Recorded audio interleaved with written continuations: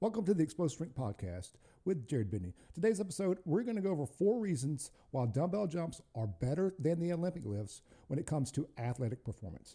Now, I know before we get started, a lot of people are having an emotional tie to the Olympic lifts. They're just kind of been drilled in their head. This is what you do for explosive power. This is what you got to do if you want to be explosive. This, that. And it's kind of like if you don't ever step outside the box and challenge what you've always been taught, you're just almost like a hamster spinning the wheel. So we're going to go over technique. We're going to go over proper loading percentages. We're going to go over dynamic correspondence, and we're going to go over injury risk or what the injury rate could be. So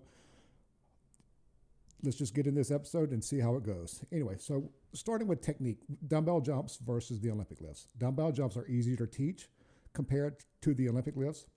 Dumbbell jumps are easier for more athletes to learn. So if you have a large crowd of athletes, it's a lot easier to teach them how to jump with the dumbbells in their hands versus the trying to get the whole group together, trying to get them to learn how to hinge properly with the bar.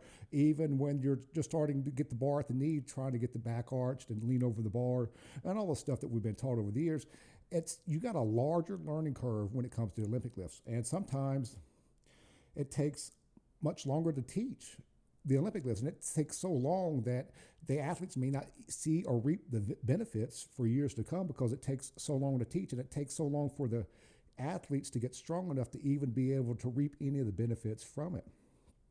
So the time it takes to teach dumbbell jumps is much shorter, and the athletes can get immediate benefits from it. So whereas, like I said, the Olympic lifts have a much longer learning curve. So by the time you get in high school, you start trying to learn these lifts. And if you go on to college, the college coach is going to reteach the lifts and the way that they want to teach them. It's not a universal teaching method. So this coach may teach it this way. This coach may teach it this way. This coach may have taken some things from this coach, and this, and kind of put their own hodgepodge together as far as what to do. Whereas you got the dumbbell jumps, it's so simple that it would be a universal language all across the athletic performance field. So, and a beginner with the Olympic lifts, it takes several years before it just takes so many years before they're even strong enough to actually reap the benefits. So I've got some examples here. Like think of about a 10-year-old or 12-year-old or even a 14-year-old kid. And so we'll go into, when I get into the dynamic correspondence, we'll get into how they're actually showing up. But imagine trying to teach a 10-year, and I brought 2 examples from the gym of 2 10-year-old girls. I try to teach a 10-year-old girl to power clean, hang clean, snatch, push press, and all that stuff. They're basically going to start off with a broomstick, PVC pipe, or something that light. It's too light for them at that point to get any benefits. They're learning the action. Yeah, but what's the point in spending all that time, especially like for me, when you come to the gym, I'm trying to show an athlete that they get results on a monthly basis, month after month, time over time. It's just not like a quick pop in results. Oh, we got 0.2 of a second faster and never get 0.2 of a second faster ever again. Where I've got athletes that get a second off their 40-yard dash. Like Dorsey, I just left to go to Harvard. He started with me. He was running a 6.3 40-yard dash. When he left, he ran a 4.53 40-yard dash at 223 pounds. Never once did the Olympic lifts. So sometimes we don't even do reactive methods, well, with like hurdle hops, contrast training, and things like that. What most people see. The dumbbell jumps are a contrast in some type of way, and all that's kind of outlined in the book. So let's take these 2 10-year-old girls, for example. This 10-year-old girl, she was running a 7.2 40-yard dash. And when they're running, they're just more like la, la, la, la, la, not really honed in, focused, or don't even, especially with the younger girls, they don't have that intent to actually, I'm going to get a better number. They're just kind of running and like, oh, what number did I get? They're not making the number happen. So like for my high school athletes, we're learning, we're trying to make that number happen. Hey, you want a 4.5? Make it happen. You start getting locked in, you get your emotional state locked up in with it. And I'm going to go over something like when you get a crowd watching or an emotional state, you get about a 4% increase in strength and power 4 times. So the muscle contraction. And so I'll cover that a little bit later, but take this little girl. So in February of 2023, she was running a 7.29 and a 7.34 40-yard dash with a 21-inch vertical. And so by the time we get to August, so we got February, March, April, May, June, July, August, 6 months later, she was running a 6.53 and a 6.61 with a 26-inch vertical. And if you've heard me talk about on the podcast plenty of times before, if you get a vertical jump and sprint speed are correlated. So if I can get them to jump higher, I can get them to run faster without pretty much doing anything else. No running technique, no running form. Jared, why don't you teach them form? Well, in sport, in the athletic field, there's no time for them to reach perfect form. So why, again, are we spending time trying to perfect something that we're never going to use? And so for her, this is a 10-year-old girl now, and her vertical jump went from a 21 to a 26, 7.2 to a 6.5. That's 0.7 of a second in 6 months. And you can hear me talk, my high school guys can usually average 0.1 of a second per month while they're not in sporting season. The sporting season, it kind of stalls out and slows down. So there's one example there. Well, here's a 10-year-old little boy. He started off at a 14.1 inch vertical, running an 8.23 and an 8.42 40-yard dash. That was in May. June, 8 flat with a 14.6. And then in July, he ran a 7.8. So we already knocked off 0.4 of a second for a 10-year-old little boy that don't, again, the reason I'm giving these young people examples is because they don't have the intent to get better. They're doing something and they're getting better at it. So by the time he ran from 8.2 to a 7.8, his vertical jump had gone from a 14.1 to a 16.2. His best, 18.3 right here.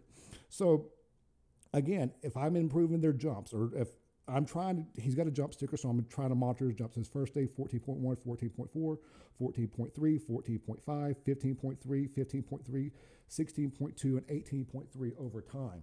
So as he progressively increased his jump, you could see his running speed was tracking right along with it. And so that's why I'm saying with the technique, if I can get a 10-year-old person that, if you're trying to teach a 10-year-old how to hinge properly with a 45-pound bar, they may not even be strong enough to hinge or hold the 45-pound bar when they're able to still jump with a specific load of dumbbell.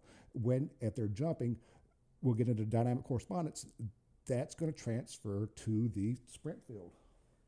And so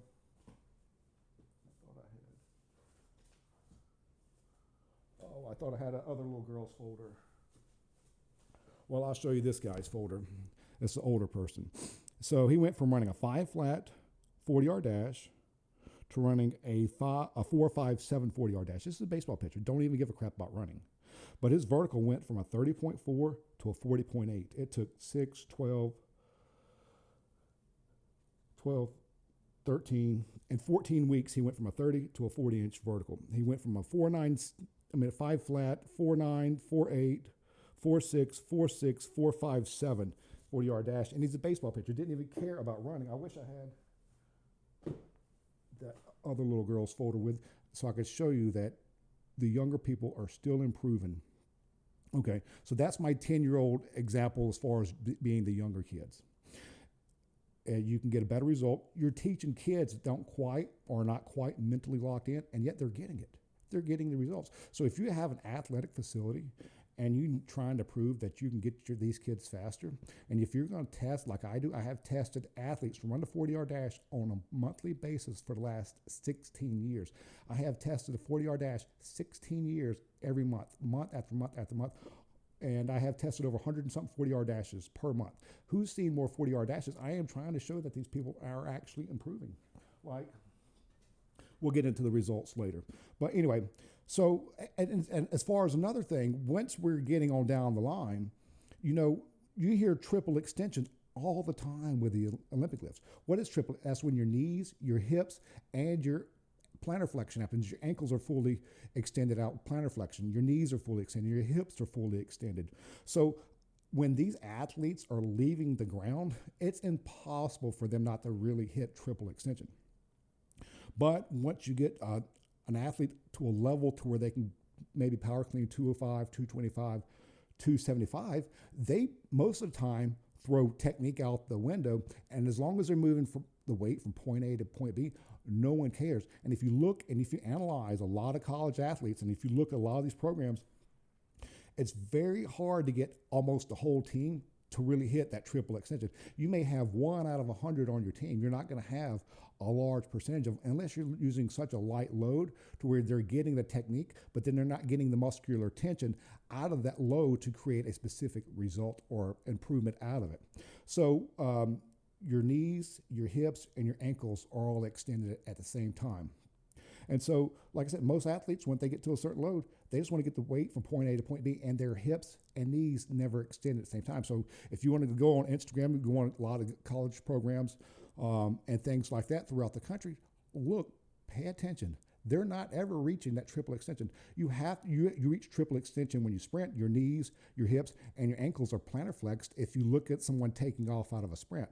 And so that's kind of, I think, why they say the triple extension. Well, that's why the dumbbell jumps are transferring more to the sprint performance than the Olympic lifts, because you're getting more athletes reach triple extension with the dumbbell jumps than you are the cleans. So, you see a lot of people, they'll get from a hang, boom, boom, boom, boom, pop the weight up. They're getting that weight to bounce off the side to create momentum so they can get it up. So they're not actually, again, reaching the full benefit. Also, with the Olympic lifts, if you're starting from floor up, there is no preliminary stretch unless you do the hang snatch or the hang clean. When you clean off the floor, when you're doing a power clean from the floor, you're actually starting to explode at the knee. You don't explode from the floor, so you can only explode one time. So what happens is they pull more slowly off the floor for the more advanced people, and once they get to their knee, that's when they explode. So the explosion actually occurs once the bar reaches knee, because you can't explode off the floor. You can't explode twice. You don't explode once. And with the dumbbell jumps, you explode immediately from the bottom, versus the cleans, you explode when the bar reaches a certain level or different point in the lift. So a preliminary stretch before the contraction will actually equal a greater contraction if loaded properly. Now, loaded properly gets us going from technique to proper loading percentage, okay? What is the proper loading percentage to create specific styles or types of strength? Okay, dynamic work with weights elicits a powerful after effect in the central nervous system. So dynamic work with weights elicits a powerful after effect in the central nervous system, which produces a general toning influence on a motor apparatus for an improvement in speed and strength. Okay, so dynamic work with weights. So everybody's dynamic effort method. Hey, let's do our speed squats. We don't do speed squats. Like I've always said, we do dumbbell jumps or our speed squats. Dumbbell jumps are our dynamic work. Now I've got it noted to look up a page right here in Super Training to see what we come up with as far as proper loading percentages. Okay, well, this just kind of goes over what I just did, because I wrote that down to make sure I did not forget it. In Super Training right here, it says dynamic work with heavy weights elicits a positive after effect in the central nervous system for an improvement in speed and strength. An intense preliminary strength tension results in jumping exercises, shot putting, and rowing. This positive after effect is only obtained if the state is promoted at the optimal level of stimulation. Okay, so what is the optimal level of stimulation? Well, if we flip back here in the book, it says exercises with small loads, approximately 20% of 1 RM, is the principal method for developing speed strength. And so with speed strength, if that's the primary method to create these central stimulus in the central nervous system, you have to be loaded properly. So like if you take someone that's doing a power clean, you'll always hear, you'll hear people say kind of the power cleans and the Olympic lifts are kind of your middle guy. They're kind of in the middle of strength and they're kind of middle of speed. So if you look at a bell curve, or if you want to draw like a little mountain or whatever, on the left-hand side, you're looking at 20%. On the right-hand side, you're looking at your brief maximal tension or your maximum effort method. Cleans kind of fall right in the middle of it. So they're moving too fast to be at the brief maximal tension method. So they're not creating enough tension in the tissue to create strength. But the weights are also not light enough to create proper speed, because now it's overloaded. So they're kind of right in the middle. So, like I said, with speed strength, it's for the optimal results, if you had someone that power cleaned 300 pounds and you were trying to get that optimal loading percentage, which is the principal method for developing speed strength. So if you're getting that high quality motor, so like you're taking your maximum effort method and you're taking your speed strength method. So you got strength, speed on the right, and you got speed strength on the left. Speed strength is best developed with 20%. Maximum effort is best developed with 85 to 95%. And so you have to have the bar load properly. So with the bar loaded properly with the Olympic lifts, say if someone were to clean 300 pounds, 20% of 300 is 60.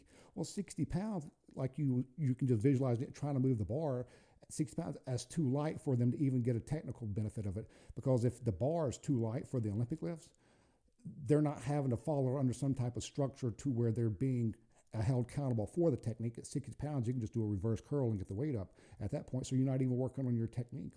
And a lot of times you'll hear these books to where they're wanting you to, like, take for example, so like when you're doing the Olympic lifts, a lot of times when they're just telling you, hey, jump with the bar, act like you're jumping with the bar. Well, why don't you just throw the bar away and jump with some dumbbells? So let's go as far as what the other loading percentages. Like I said, to create maximum tension, if a quick display of absolute strength is required, then the brief maximum tension method is given priority in training. 85 to 95% of maximum 3 to 5 reps are primarily utilized. Brief maximum tension method develops the ability to concentrate neuromuscular effort and yields a larger training effect than the progressive resistance method for developing absolute strength.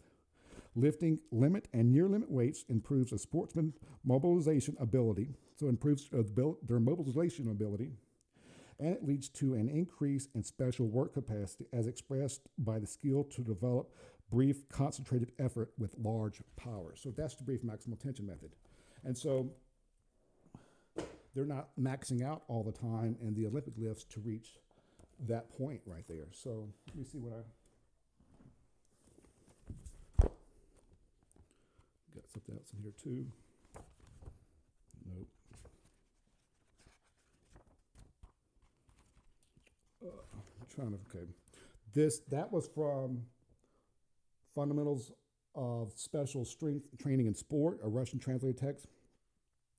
All right, so this different text is super training. Brief maximum tension method is given priority in training. 85 to 95% of 1, 3, 5 reps. So it's saying the exact same thing.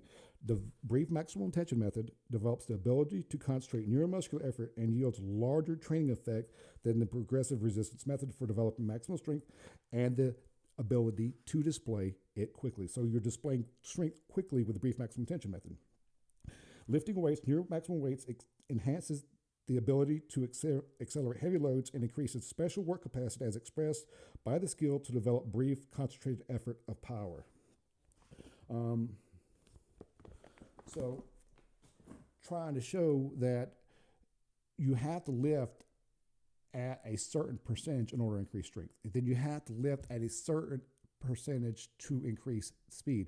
So the maximum effort method, the brief maximum tension, allows and calls for a concentrated effort to have all your fast twitch, your intermediate, and your slow twitch fibers to fire at optimal discharge frequency. So you're getting intermuscular coordination and intramuscular coordination. So the whole body has to come together to produce one desired result when you're lifting at brief maximum tension.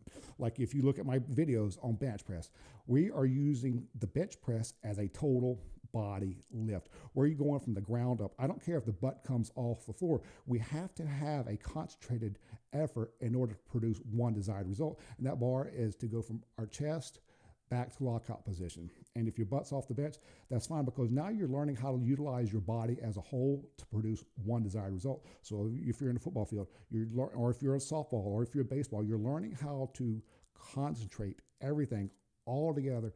You got to start from the ground up when you swing a bat. You got to start from the ground up when you swing a golf club. You got to start from the ground up when you swing a lacrosse stick. So you're doing all this in order to create this one desired result. So that's where I was going with proper loading percentages.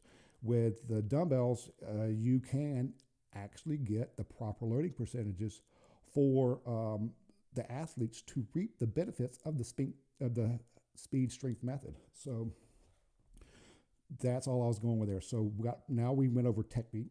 Now we went over, like, the power cleans are kind of the middle ground. They're too fast to create strength because they're not reaching that brief maximal tension, and they're too slow to produce the optimal speed strength results. So if you look at the curve, if you got 20% on this side, you got 85 to 95% on this side, you're looking about 55 to 60% for them to be loaded enough with a clean in order to get some type of benefit of it. So you're not optimally on your speed strength, and you're not optimally on your strength speed. So that's why the proper loading percentages fits more with the dumbbells than it actually does the Olympic lifts or the way they do it or display it quickly. Okay. So now let's get into dynamic correspondence. Dynamic correspondence is basically transferability. How is this actually transfer to this? And a lot of people get caught up in being sport specific. Hey, look, I need to do a stupid baseball rotation. It looks like I'm swinging a bat. Your muscles don't know the action, they just know the contraction. So if you're trying to over mimic the sport, that's where a lot of people go wrong. So right here with dynamic correspondence, let's look at this book right here. This is called Science of Sports Training, and it's all falling apart. But directed exercises. So dynamic correspondence uses directed exercises. Their dynamic characteristics are similar to the sport-specific exercise, but the exact form of movement is different. So the characteristics, we need speed, strength. So in order to sharpen our rate of force development, you're gaining all your fast twitch fibers. So you're getting a shift in fibers when you're lifting these extremely heavy loads. You're getting those intermediates to switch over to the fast twitch fiber if you're being stimulated that way. So however you're stimulated is kind of what you're going to get out of it. So you're getting all these. So by lifting the dynamic brief maximal tension method, you're getting a shift in the intermediate fibers to the fast twitch fibers, or better utilization of fast twitch fibers. Now, when you're using your optimal speed strength, your loading percentage at the lower percent, you're actually working on discharge frequency. Now we're sharpened and we've gathered more, say, fast twitch fibers. Now, when we're on the other end of the spectrum, we're actually sharpening the rate at which those fibers are being utilized. So now we're recruiting more men or women on this side. Now we're sharpening the men and women's skill in order to produce whatever desired result there we're going to go out. But you get so caught up in where the exercise has to look like the exercise you're doing. No, you've heard me. If you listen to this podcast long enough, you know that I have said over and over and over again that jumping and running are correlated. If I can get them to jump higher, they will sprint faster at the end of each month. So with dynamic correspondence, external similarity of the training means to the fundamental sport exercise is often overemphasized. So it's not so important that the training means precisely mimic the spatial characteristics of the given exercise. Just like I just read to you, it's the dynamic, their dynamic characteristics are similar. So like with the dumbbell jumps, the dynamic characteristics are similar. So we're getting triple extension. Our knees, our hips, and our ankles are all extended at the same time. So we're getting the force characteristics when you're jumping. You're not getting the force characteristics when you're doing the Olympic lifts. Okay. For example, squats are considered to be sport-specific exercise for sprinters because they directly contribute to the improvement of sprint performance. I don't know those guys' names, but again, this comes from Science Sports. So again, squats are also contributing to sprint performance. Now, if squats are contributing to sprint performance and they're on the brief maximal tension side, imagine what happens if you add in dumbbell jumps at the optimal percentage for the speed strength development. So now we're getting a better rate of force development because now we're actually able to use the proper loads for what the giving exercise is going to be. So dynamic correspondence, again, you're getting the results over and over and over again. So you heard me talk earlier about the baseball player. He went from a 5 flat to a 4.57. His vertical jump went from a 30 to a 40-inch vertical. This kid right here, he went from a 32-inch vertical to a 39-inch vertical. 6, 12, dang, almost exact same time. Let me see. Okay, this kid went from a 32.2 Each jump sticker takes about 6 weeks to get through. So all that jump sticker and all that, how to wave, how to pick your load, when to change load, all that's in the jump book. So for the people who bought that, I have gotten nothing but kind, responsive words from it because it's helped them improve their athletes, whether it's volleyball, whether it's football, whether it's baseball, because now they're running better 60s. Now the football players are running better 40s. Not only that, the volleyball players don't even have to run, but they're jumping higher. So the higher a volleyball player can jump, if they're reaching 10 foot on the vertex, you just increase that athlete's shot of getting a scholarship.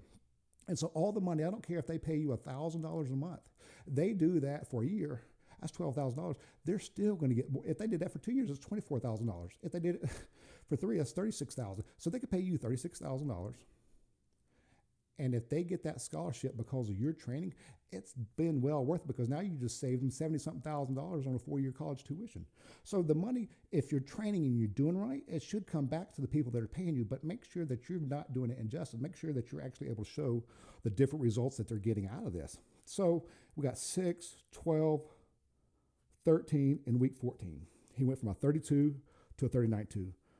So 14 weeks. Over here, this baseball player went from 30.4 to a 40.8 in 6, 12, 13. Exact same time, 14 weeks, almost exact same running improvement over time. This kid came in at 196 pounds, and he left at 203. He went from a 5 flat 40 to a 4.9 40 to a 4.78 and 4.79 40. So he went from a 5.01, 5.04 at 196 pounds to a 4.78, 4.79 at 203 pounds. And his vertical jump went from a 32.2 to a 39.2. So he got heavier and he got faster. So, I mean, he's a football player. So now you got a heavier, faster football player. So now that kid can run faster and he's heavier, that's a lot more force that someone's going to have to try to absorb when that kid comes through the hole, or if he hits you as a linebacker. This kid actually was a quarterback, and this kid was a pitcher, kind of crazy. After 14 weeks, they almost went up 10 inches. So again, that's 2 more examples of the dynamic correspondence. Is it relating? Okay. Well, you hear me talk all the time. This kid right here, he went from 190-pound body weight to 205-pound body weight, gained 15 pounds, went from a 30.7-inch vertical to a 42.3-inch vertical. So he gained 15 pounds, went up 12 inches in his vertical. 15 pounds and still went up 12 inches in his vertical. He went from running a 5.14, 5.17 to running a 4.57 and a 4.62 at 200-pound body weight. And so that's not bad. And this kid over time went from running a 6.140 to running a 4.75 40, a 19-inch 2 vertical to a 38.1. So a 6.1 to a 4.7, a 19-inch vertical to a 38-inch vertical. I know I get a lot of people lost in these stats of me trying to show where the running speed and stuff is coming from. But at the end of each month, you can see that this kid went from a 5.3. Next month, he ran a 5.2. Next month, he ran a 5.1. Next month, he ran a 5 flat. Next month, he ran a 4.8. Next month, he ran a 4.7. He went from a 24.8 to a 34.0-inch vertical. These are monthly improvements. And time after time, you got 8 months of result. You're improving this kid 8 months in a row. Are you doing that as far as a strength conditioning thing? I don't think so. Because if you listen on the podcast, I said that, sorry, I'm all over the place trying to get these papers and these notes. Back in COVID and that time, I got all the kids were in these college programs. You got kids at Power 5 schools, and the thing about me at the gym versus all these other gyms that are around me, I am the man. I am the only guy in there training. I don't have a staff. I do have a girl that helps me at the front desk, and I may put her in charge of training like the 10-year-olds and stuff like that. But I don't have a group going over. Everybody comes through me, and I am seeing all these things over and over. I don't have 3 extra trainers helping me. I've got all these kids that I deal with by myself, so if something goes wrong or if I need to change something immediately, I can change it. We're not running as a unison. We're not running as a unit. If a kid gets there and he won't spend 2.5 hours at the gym, he spends 2.5 hours. I don't care. All I care about is that the kid gets better. But anyway, so these kids, during COVID, all these kids went to these Power 5 schools. I mean, you're talking, I had kids that went to LSU, Clemson, and Georgia. You know what those 3 schools have? In the last 6 or 7 years, they have won a national championship. And they have come back weaker and slower. Like, so I got this one kid. He went from a 4.86, 4.89 40 and he came back running a 5.10 and a 5.09. So he almost lost 0.2 of a second. And the thing about these kids is they are in a collegiate program. And the thing about COVID is all these kids in March, when they got sent back home, came back to me and I tested to see where they were. Because these kids have spent so much time from me improving and getting these numbers over. It'd be like that kid running a 4.57. Now he comes back to me running a 4.8. That's an injustice to that kid if he needs that running speed to make it next level. So if you got a college kid, if you got these kids, these Power 5 schools, and they're trying to go off and they're trying to earn a scholar, if they're trying to go to high school, the first thing you do when you get to a college program is they're going to test your running speed. And if you're not running fast, your name don't get written down and you don't have that extra potential to go on or get a college scholarship. Now, once you leave college and you're trying to go to an NFL combine, what do? They test a 40-yard dash. And you can see all the time that when people get their 40-yard dash tested at the combine, if they test exceptionally well, their draft stock goes up. If they test a 40-yard dash, their draft stock goes down. So, and you'll get people in the NFL combine that have lost 15 pounds and still run slower. Why not gain? If that kid were to gain weight and get faster, I mean, that's a hell of an athlete now. And so, the thing about all these kids coming home, you had this kid that was running a 4.74 and a 4.72. He came back running a 4.90 and a 4.91. This kid was running a 4.93 and a 4.95, came back running a 5.17 and a 5.13. And so this kid left running a 4.73, 4.74, came back running a 4.93 and a 4.91. This kid left running a 4.81 and a 4.83. He came back running a 5.02 and a 5.03. His vertical went from a 41.3 to a 36.8. Another kid's vertical went from a 38.4 to a 35.6.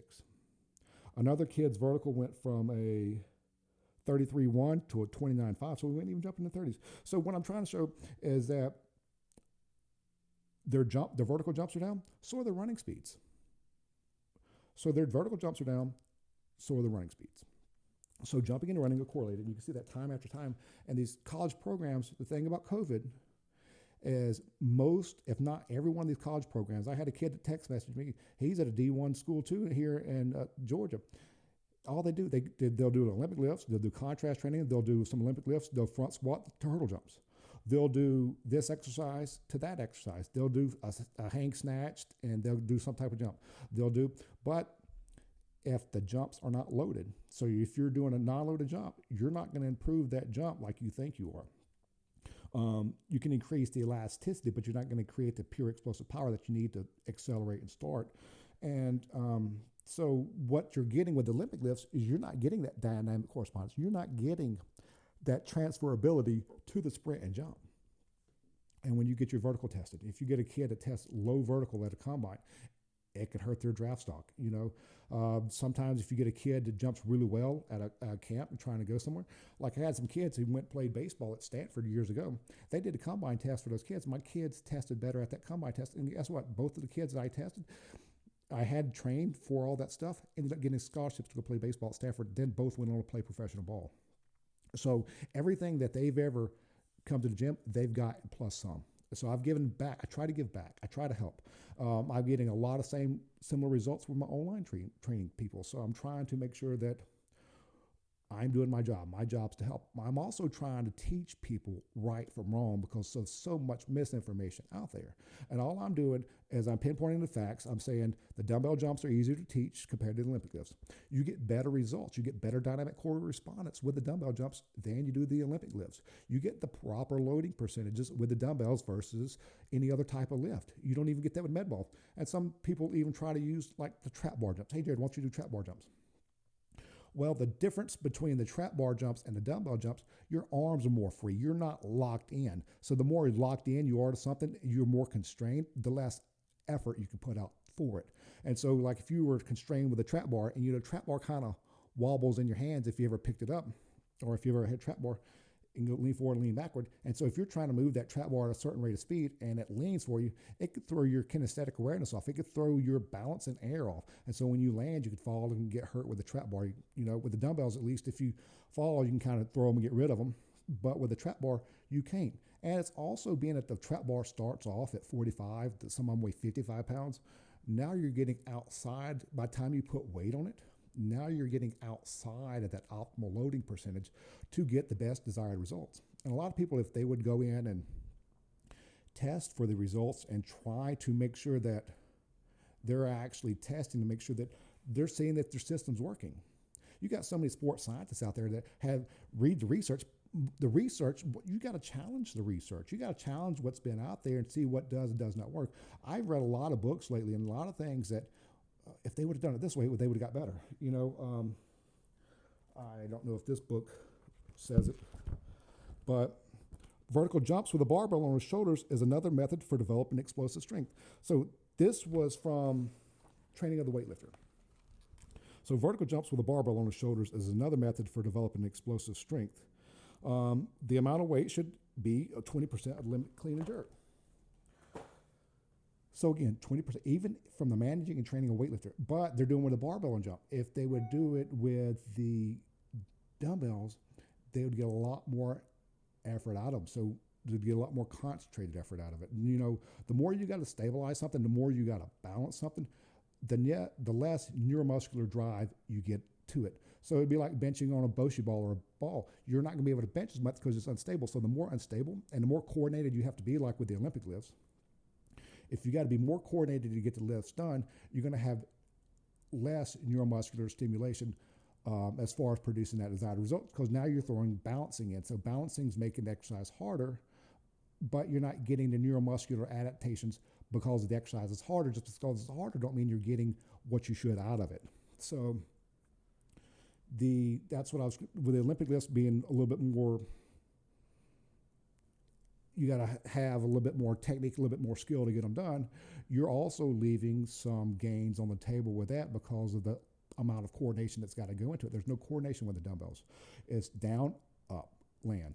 And so you go forth and forearm, and at the end, test, see if you're getting faster, see if you're getting stronger. So I know I went down some rabbit holes, but look, the last thing is injury risk.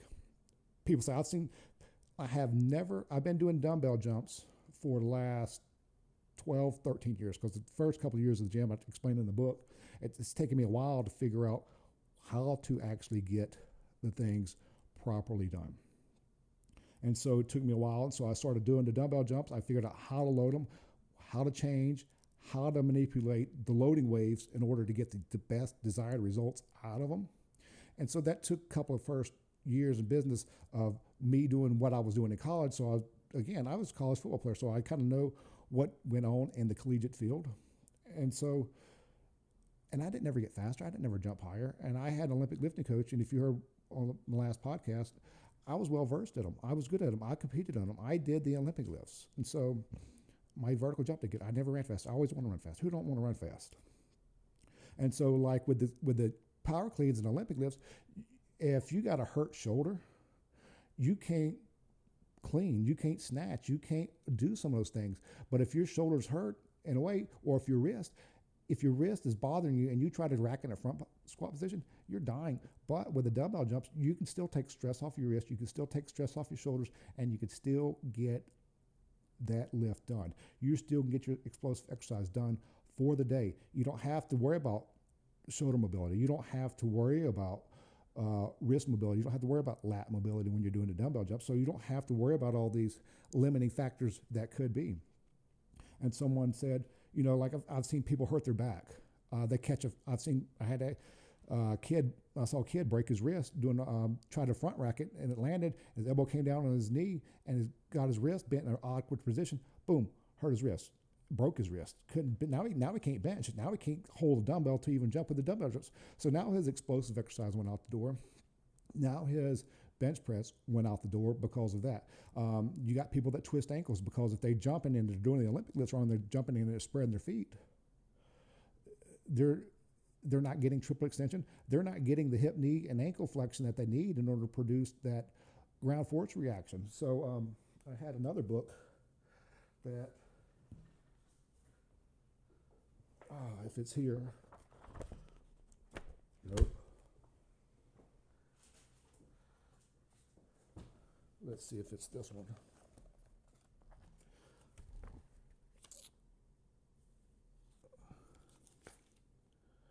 Okay, Yep, I got it. The complex use of jumping and barbell exercises can lead to a more intensive local influence on the plantar flexors. So that's your ankle flexion. That's when you point your plantar flex your toe. So with the people that are doing the Olympic lifts, if they're jumping and their ankles are not getting extended, their knees and their hips are not getting extended, they're not even get the benefits of the triple extension that most people preach in the Olympic lifts. But with dumbbell jumps, to come off the ground, your ankles have to plantar flex. And your knees have to extend and your hips have to extend.